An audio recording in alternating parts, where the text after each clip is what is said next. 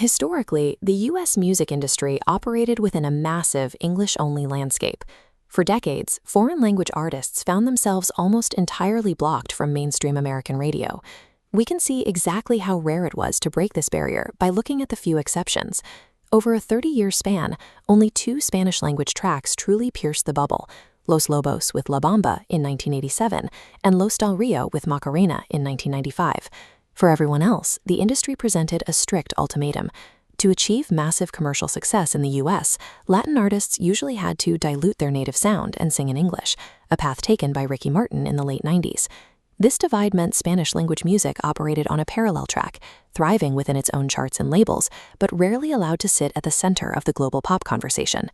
After a 2-year hiatus from releasing music, Puerto Rican singer Luis Fonsi wanted to write a swinging track for his new album. He composed it specifically for his own audience, openly stating he never intended to write a crossover hit. Instead, he got this. This chart shows a massive exponential growth curve, tracking the volume of global streams over a 6-month window in 2017. In that short period, a completely Spanish-language track racked up 4.6 billion plays. It tied the all-time record for the longest-running #1 song on the Billboard Hot 100, dominating the chart for 16 weeks. Then it became the first Latin single to ever receive a diamond certification from the Recording Industry Association of America. How does an artist accidentally engineer the most contagious pop song on the planet while actively trying not to cater to the English-speaking mainstream? Producers Mauricio Rengifo and Andres Torres engineered a remarkably complex fusion, starting with traditional rural Puerto Rican instrumentation, the 4-stringed cuatro. To give the song a deeply rooted Latin rhythm, they layered in traditional cumbia percussion, synchronizing instruments like the guache and the huira. Then came the modern injection. Fonsi sent the demo to Daddy Yankee, who stepped into the control room and completely improvised a reggaeton post-chorus. The producers used text painting. This animated waveform shows the tempo stretching and slowing down over the syllables of Despacito, meaning slowly. Then, using sidechaining, the software automatically ducks the surrounding music every single time the heavy kick drum hits. These deliberate sonic choices resulted in a structurally flawless track, but brilliant music theory alone does not guarantee a viral contagion. Cognitive psychologists study the specific sonic characteristics that cause certain songs to lodge themselves inside the human brain, tracks commonly known as earworms.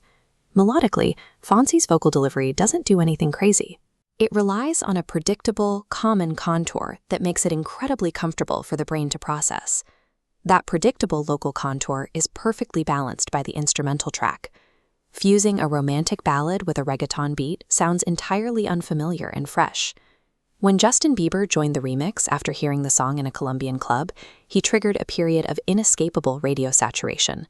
By putting the song on heavy rotation, the remix leveraged what psychologists call the mere exposure effect. Through sheer repetition, listeners' brains were forced to form a deep emotional connection to the track.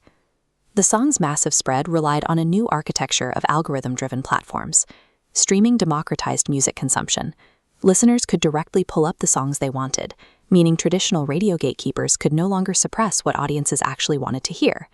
This data visualization shows exactly how much economic weight was behind that shift. By 2015, Latinos' buying power in America was estimated at $1.5 trillion. That immense consumer base drove the growth of streaming services, leading to a 37% jump in Latin music revenues. Despacito functioned as a technological stress test. It proved that the old industry model of forcing artists to sing in English was entirely obsolete. The immediate aftermath was dubbed the Despacito effect. In 2017 alone, 11 primarily Spanish-language songs debuted on the Billboard Hot 100. The rules of commercial viability changed. A new wave of global artists could now achieve success without ever compromising their native language or sound. The song's ultimate legacy is a reversal of the industry's old power dynamic. Latin artists no longer have to cross over into the English market because the global audience has finally crossed over into theirs.